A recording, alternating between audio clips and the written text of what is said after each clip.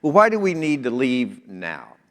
It's a good question. And churches all across your conference, churches all across our denomination are at very different places in where they are. Some of us have already gotten out. I'm part of the Texas Annual Conference. Out of our 598 churches, 294 have already voted. 294 have already been approved for their disaffiliation. 294 churches are indeed out. As a matter of fact, this weekend, what we now call our Eastern Texas Global Methodist Church Annual Conference is holding its convening conference. We just ordained 92 persons into the Global Methodist Ministry who were not already ordained as full elders in the United Methodist Church and transferred over. So some of us are far along in that process. Others of us are just getting into it. When we began working very diligently on this 5 years ago, we knew there would be early adopters, and we were grateful for them. We knew there were going to be others who were late arrivers. And what we just decided is we were going to be gracious wherever people were. If you thought some folks were getting out too quick, we're going to be gracious and understand their context and their commitments. And if you thought others were dragging their feet, we're going to give a lot of grace and say we're all going to come in God's good time. And so wherever you are in this process, I'm grateful for you and grateful that you're here. Why leave now? Well, first of all, and we can go to our first slide, the next one, if you would, please, sir. Thank you. Our General Conference is likely in 2024 to pass a more difficult exit path.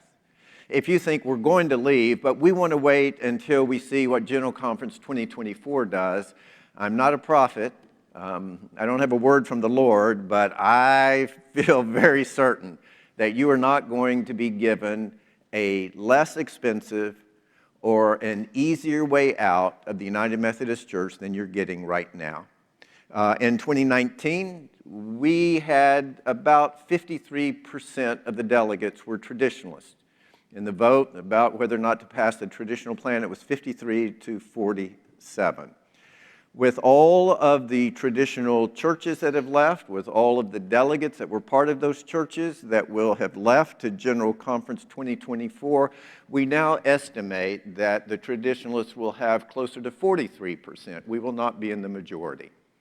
And I think if you believe that the traditionalists, that the centrists and the progressives are likely to give you a better deal, a cheaper path out, an easier path out when they are in full control than when we were the majority, you are, well, the most kind word I can use, you are optimistic. You are very optimistic. I would say you border on being naive. And if you're trusting that, if I knew you better, I would just call you flat out foolish. But I don't know you well enough to use that kind of language. We're not that good of friends yet. A general conference that is more progressive is not going to make it easier for you to leave. In fact, there is no guarantee that the General Conference 2024 will even pass an exit plan for you to leave.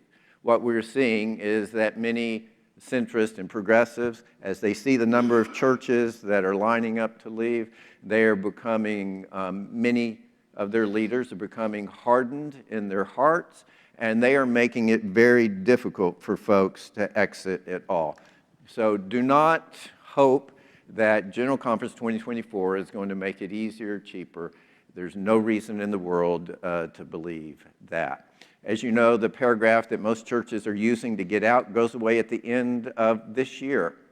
So if you can get out this year, now is the time to leave. Secondly, next slide, your annual conference is going to be less traditional than it is now. Churches will have left. There will be fewer traditional delegates going to your annual conference. Why is that important? Because your annual conference has to vote to let you out.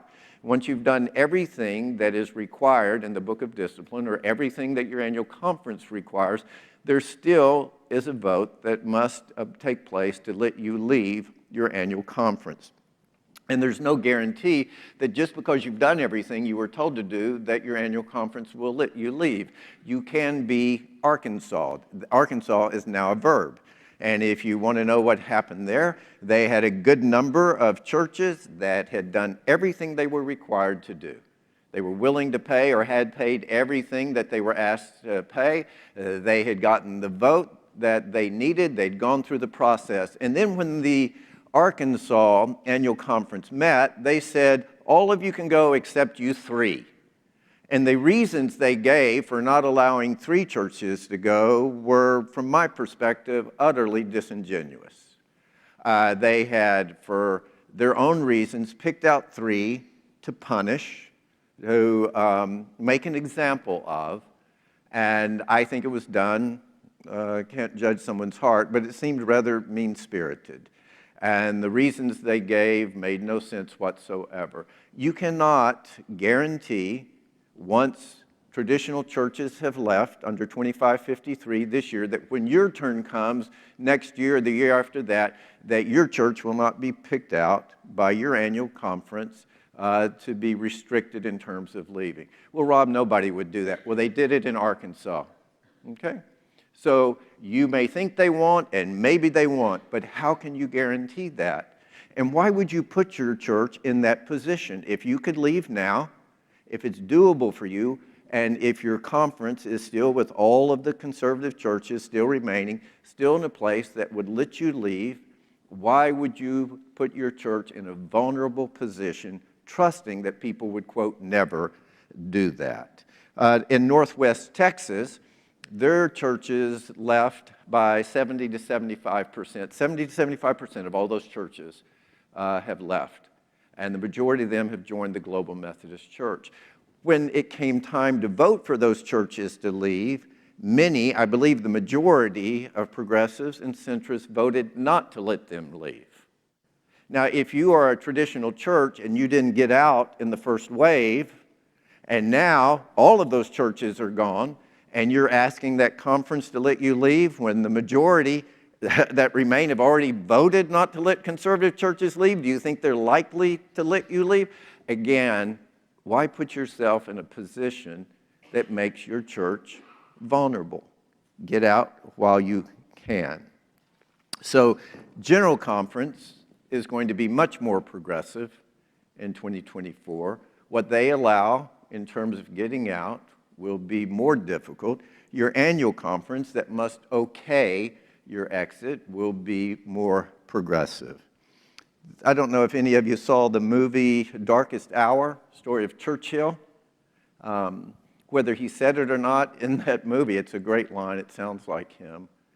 He said, when will people realize that the time to negotiate with the tiger is not when your head is in its mouth? After 2553 goes away at the end of this year, your head is going to be in the tiger's mouth. That's not the time to think that you will do well negotiating. You will not have any leverage, you'll not have any strength, you'll not have any power. So, don't wait until your head is in the mouth of the tiger to decide that's the time to take this seriously and try to negotiate your way out. Here's a third reason. Next slide.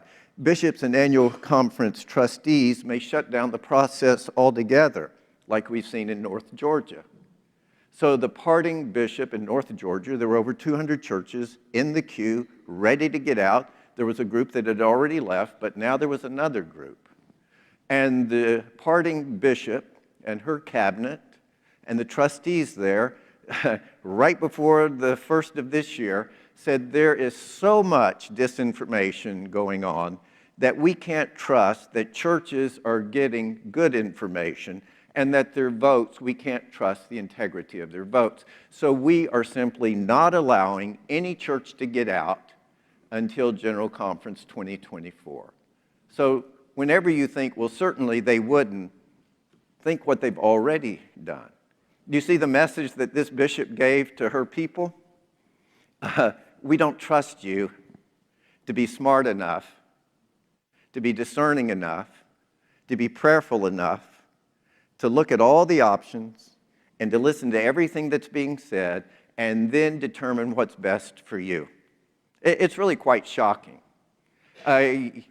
She had people in her churches who run billion-dollar companies, She had people in her churches that go to work and if not every day, every week, make million-dollar decisions in business settings that are complex, confusing, when they're voices that say all kinds of different things. And somebody trusts those people to make those decisions. She has people in her congregations that we trust to teach children in school. And they have to factor through historical claims and scientific claims and cultural claims and decide, here's what we teach our children. And somebody trusts them to do that. She has pastors in her churches that have had to listen to all kinds of theological voices and to decide, here's what I need to tell my people. And we trust them to do that. We have people that run family businesses and run farms and run ranches that, and frankly, if you know anything about that, how you make those projections, how you do that rightly is incredibly complex. And people are trusted to do those things. But when it comes to those same people being able to listen to many different voices and deciding what's true and discerning what's best for themselves, this bishop, her cabinet, other district superintendents, her trustees said, we don't trust you to do that. It's really quite demeaning and very patronizing. But that's what this bishop has done, and others have said the same thing. It would never happen here. Don't say what you don't know. You don't know what will happen here. We do know what's happening other places, and we do know that it's foolish to put your church, its future, in a vulnerable position if you don't have to. Now, some churches, some bishops have promised in 2024, so after paragraph 2553 goes away this year. In 2024, you don't need to make a decision this year because in 2024, we will give you the very same opportunities, the very same conditions to leave as you get right now. Okay, some bishops may say that, they may be well-intentioned, but they can't make you that promise because bishops don't determine what the conditions are for you to leave. The trustees do. Bishops don't vote to let your church out. Your annual conference does. So no bishop can make that promise to you and keep it because the bishop is not the one that makes that decision. And what is also very possible is that what they will say is, well, we made that promise to you when these were the conditions. But since that time, conditions have changed. Since that time, so much disinformation has been given out that we can't trust the process anymore. So we're going to hold off on that. And I can tell you this, if you think I'm cynical, I may be. I've been doing this for over 20 years. I have been in dozens of meetings with centrist leaders, progressive leaders, some bishops, some pastors, some laypersons. And I'm sorry if this sounds cynical to you, but on a national level, they have never kept any agreement they have made with us. When in 2016, I and maybe 15 others were invited by the President of the Council of Bishops to talk about how we were going to live into the future together. I met with not only folks who were traditionalists, but I met with Adam Hamilton, with Mike Slaughter, with Tom Berlin, who's now been elected a bishop, and we all agreed. We had 4 meetings. We were supposed to have 1 2-hour meeting. We ended up having 4 meetings, each one about 2 hours. At the end of that, we all agreed that there was no position that would hold the entire church together. And that's what led to the Bishop's Commission on a Way Forward. Come back with a plan that will allow us to respectfully go our separate ways. And the men I just mentioned, the centrist leaders I just mentioned, they all agreed. You go online, and you can find Adam Hamilton talking to a seminary class who had come to observe General Conference there in Portland, telling them the same thing. But by the time we got to 2019 with this proposal, the very thing they said, there's no position that will hold us all together, they were now supporting a plan that they said would hold us all together. And then we came to 2019, and it was, well, okay, finally we're going to do what we should have done years ago. We're going to have one general conference that focuses on this one issue, and we're going to settle it. We're going to pray. We're going to seek God. We're going to go through the process of holy conferencing. We're going to believe we hear from God, and we will have a position that the church will uphold. We'll live by it.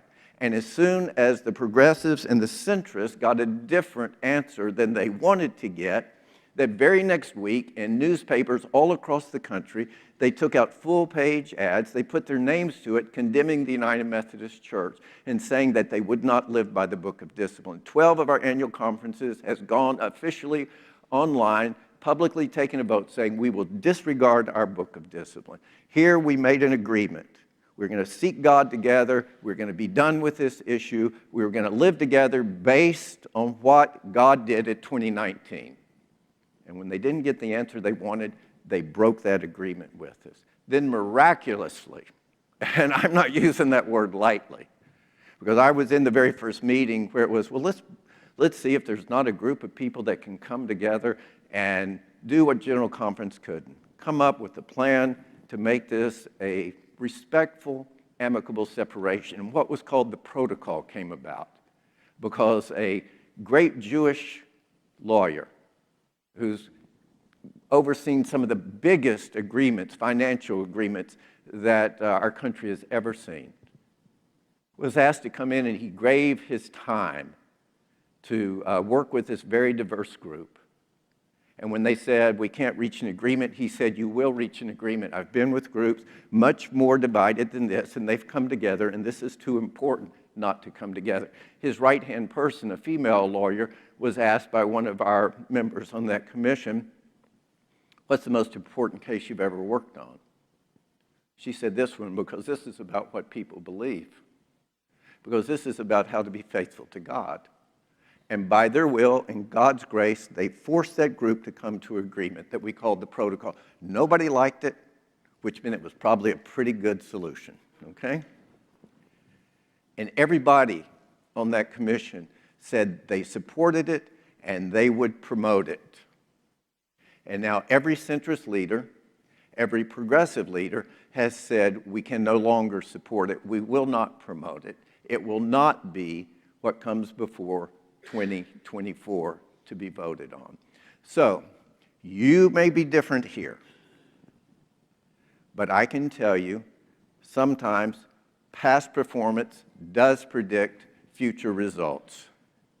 And past performance has been you cannot trust the national leaders, may be different in your annual conference, the national leaders when they tell you we're going to make an agreement, we will live by it, and you can count on it.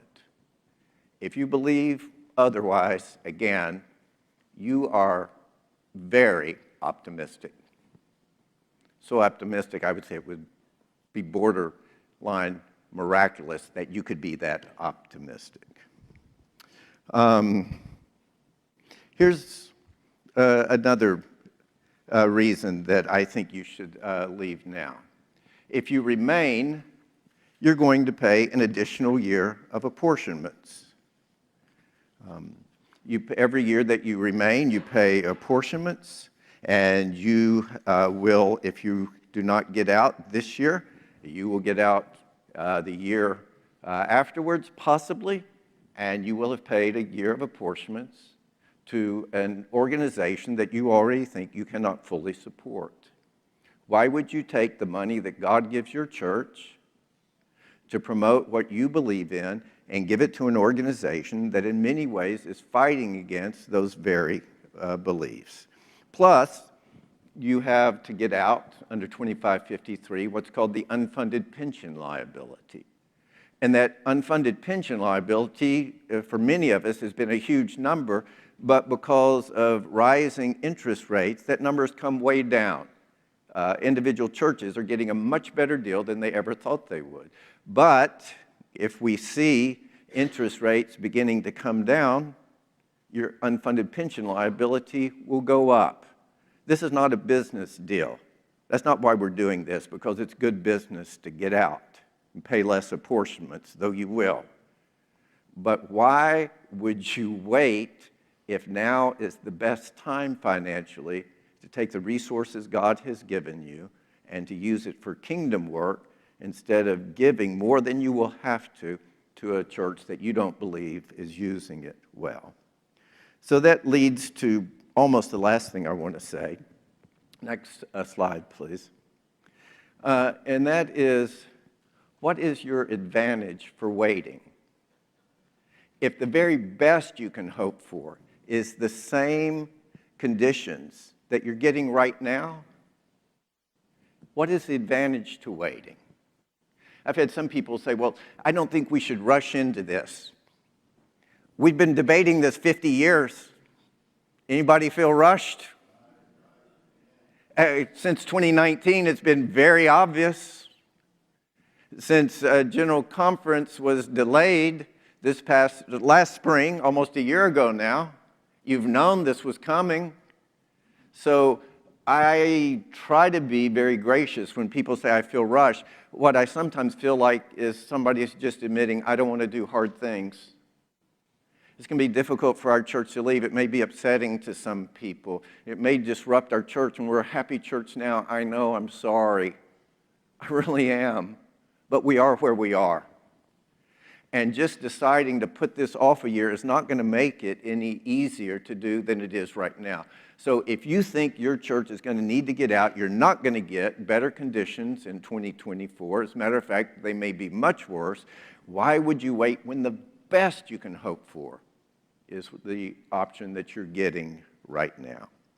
Now, some people have said, well, we should just wait until 2024 and see if the book of discipline changes, and then we'll know what we're supposed to do. Here's what you know already. And some people have said, you traditional leaders, you've been lying to people. You've been telling people that the Methodist Church is going to change all of its doctrines. I don't know a single traditional leader, maybe individuals have somewhere. I don't know a single traditional leader who's ever said that. Will the United Methodist Church ever change its core doctrines? I don't know, but I don't think it'll happen anytime soon. So none of us are saying that. But here's what you do know. Pastors are preaching and bishops are teaching things that are contrary to our core doctrines, and nobody holds them accountable. You don't have to change the rules if the ref is not enforcing the rules, right? We have 2 practicing gay bishops, contrary to the rules.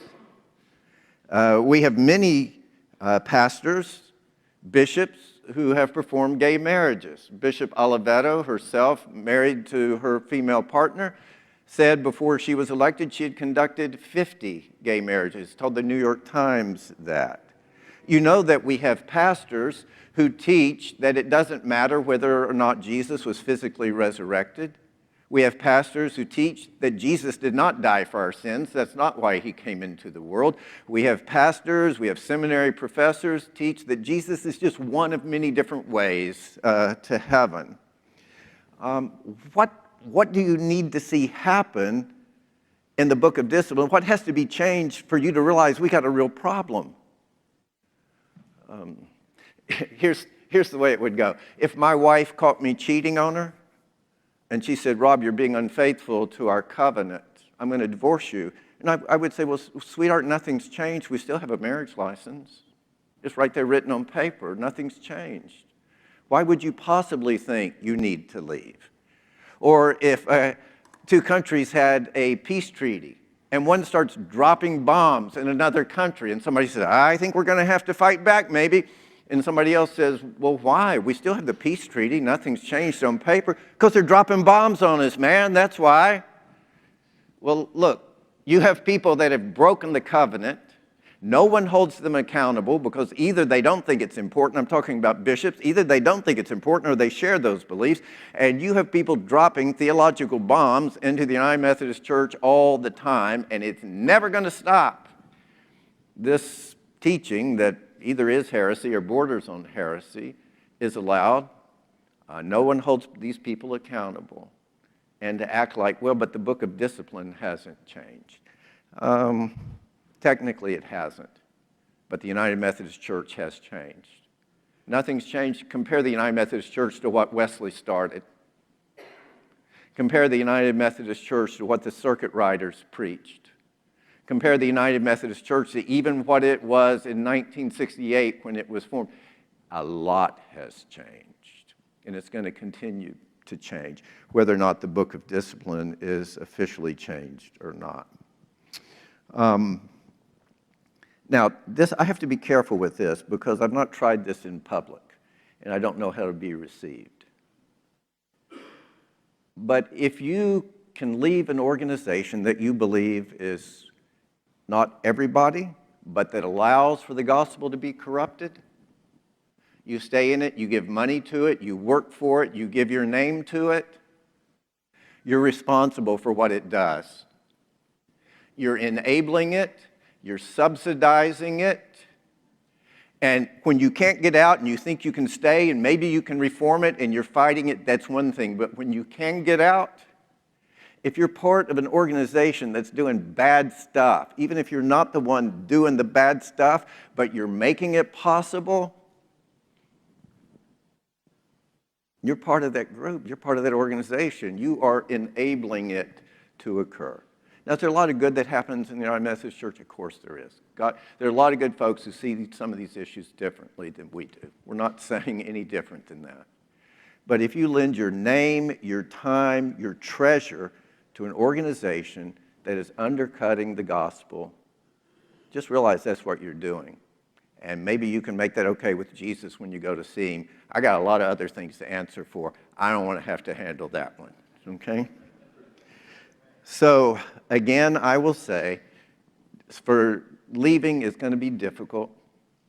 Leaders do difficult things. And you get to decide, if you think it's time to leave, whether or not you're going to be a leader and do the difficult things to lead your people into a place that is more faithful to the gospel.